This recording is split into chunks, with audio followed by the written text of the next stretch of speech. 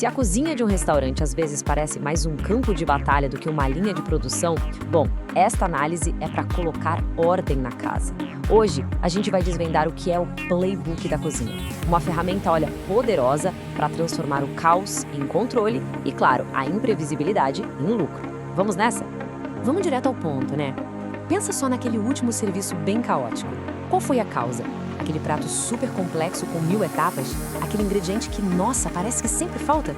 A verdade é que, muitas vezes, o maior gargalo da operação não está na equipe. Não, está no documento que deveria ser o nosso guia para tudo, o cardápio.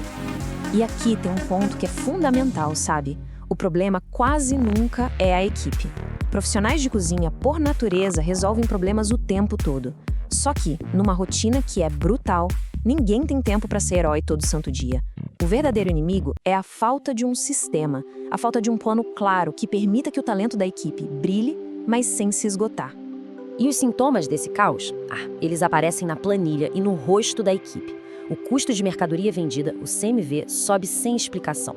Um cliente reclama que o prato hoje, sei lá, não está igual ao da semana passada, a pressão é constante e o lixo fica cheio de ingrediente e de tempo perdido. Soa familiar? Pois é.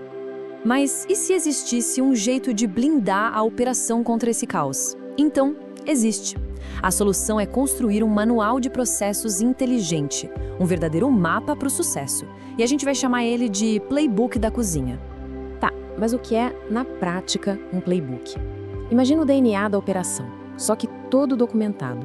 E não é só um livro de receitas, viu? É o guia que define o padrão para tudo. Desde como se corta uma cebola até como se limpa a coifa. Ele garante que a excelência deixe de ser um acaso e se torne o padrão de todo dia. E o impacto disso é imediato. Padronização significa que cada cliente volta e recebe exatamente o mesmo prato pelo qual se apaixonou. Eficiência se traduz em menos desperdício no lixo e mais dinheiro no caixa. Qualidade vira uma certeza, não uma loteria. E o treinamento de gente nova deixa de ser um caos e vira um processo simples e bem mais rápido. Certo. Então, por onde a gente começa a construir esse sistema? A primeira fase é a base de tudo, o mapeamento. Antes de otimizar qualquer coisa, a gente precisa entender e documentar direitinho o que é feito e como é feito hoje. É quase um trabalho de detetive dentro da própria operação. Essa fase se divide em 5 ações-chave. A gente começa pelo macro, mapear o fluxo do pedido, da comanda até a entrega, para achar onde estão os gargalos. Depois, a gente vai para o micro, criar fichas técnicas para garantir a consistência dos pratos e os POPs para padronizar as tarefas de suporte. E por fim, organizar o espaço físico, as praças e definir as responsabilidades de cada um para todo mundo saber exatamente o que fazer. Olha, se o playbook é o mapa, a ficha técnica é o coração de tudo. Ela é o DNA de cada prato. Pensa nela, ingredientes medidos ao grama, o passo a passo do preparo, tempo de cocção, a foto exata de como o prato deve ser montado e, o que é crucial, o custo. Sem isso, consistência é impossível. E para tudo aquilo que não é receita, a gente tem os POPs, os procedimentos operacionais padrão. Como receber e guardar as mercadorias do jeito certo? Qual o procedimento para higienizar a fritadeira? Como deve ser a higiene pessoal da equipe? Tudo isso é documentado num POP. É o que garante segurança e padrão nessas tarefas de suporte. Com o mapa em mãos, chegou a hora de começar a jornada. A fase 2 é sobre implementação. Porque, né? De nada adianta ter o plano perfeito guardado numa pasta. Agora é o momento de fazer acontecer, de transformar toda essa documentação em ação real, lá no dia a dia da cozinha. E aqui, tem um segredo para o sucesso. Esquece a ideia de mudar tudo de uma vez. O número mágico é esse aí, de 3 a 5. O negócio é escolher de 3 a 5 processos, talvez os mais problemáticos, e focar neles. Por quê? Porque começar pequeno é a estratégia mais inteligente.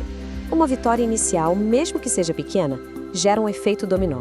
Ela motiva a equipe, prova que o sistema funciona e cria a energia que a gente precisa para as próximas mudanças. Na prática, o que isso significa? Significa transformar os documentos num manual acessível, que pode ser numa pasta ou num tablet. Treinar a equipe, não com palestra, mas com a mão na massa. Usar checklists para que nada seja esquecido. E, acima de tudo, ouvir, observar, pedir feedback. A equipe que está ali na linha de frente sabe o que funciona de verdade. Ótimo, os primeiros processos estão rodando. Mas o trabalho não acaba aqui. Na verdade, é aqui que a mágica realmente acontece. A fase 3 é sobre monitorar e melhorar continuamente. É o que garante que o playbook não vire um documento esquecido na gaveta. E este ponto é fundamental. Um playbook não é um diploma para pendurar na parede. É uma ferramenta viva. Mudou um prato no cardápio? O playbook é atualizado. A equipe descobriu um jeito mais rápido de fazer o pré-preparo? O playbook é atualizado. Ele precisa evoluir junto com a cozinha. Simples assim. E aqui a gente vê o resultado na prática. O sucesso não é abstrato, ele tem números. Imagina só o impacto de reduzir o tempo de propado de um prato de 20 para 12 minutos no pico do movimento, ou de baixar o custo de 35% para 28%. Isso não é só um gráfico bonito, é mais lucro no bolso e mais clientes sorrindo. A melhoria contínua acontece em ciclos. Reuniões semanais rapidinhas para reforçar um ponto, análises mensais dos indicadores para ver o que os números estão dizendo, revisões trimestrais do manual completo e treinamentos sempre que algo novo for introduzido. É um ritmo constante de aprimoramento. Bom, vimos o mapa completo, mas toda grande jornada começa com um único passo. Então, a pergunta final é: qual será o primeiro passo na cozinha? Vamos descobrir. Esquece tudo por um instante e tenta visualizar a operação. Qual é aquela tarefa que sempre dá dor de cabeça? Aquele processo que trava tudo? É o pré-preparo que nunca fica pronto a tempo? É a montagem daquele prato campeão de vendas que cada um faz de um jeito? É preciso encontrar essa única fonte de caos. Esse é o ponto de partida. E para fechar, vamos pensar nisto. Resolver esse único problema não é só uma melhoria, é a primeira grande vitória. É a prova de que ter o controle é possível. Então a pergunta não é se o processo vai começar, mas por onde. Qual processo será transformado de caos em controle a partir de amanhã?